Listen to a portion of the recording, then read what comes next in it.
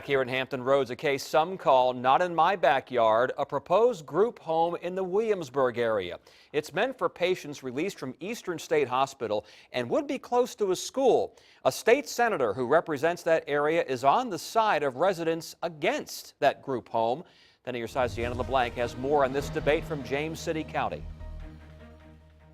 Yeah, this is the Woods neighborhood right off Jamestown Road, a very well-maintained neighborhood, and the house behind me is the one causing a lot of controversy.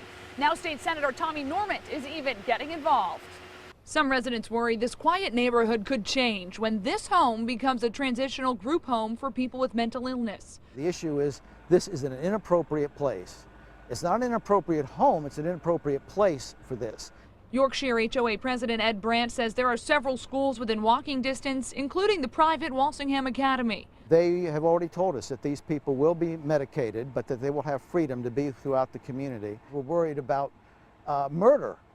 We're worried about injury to physical injury. 10 on Your Side has learned the nonprofit running the home has a policy against admitting sex offenders or those found not guilty of a sex crime by reason of insanity.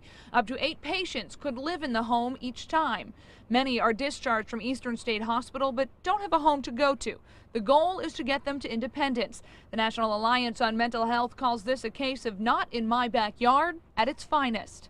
State Senator Tommy Normant supports the concerned homeowners. He wrote a letter to the Hampton Newport News Community Services Board, that's the funding agent for the group home, saying he would see if, quote, funding for these inappropriate located group homes can be constrained in the region. I asked him today if that meant he was threatening to decrease funding if the home isn't relocated.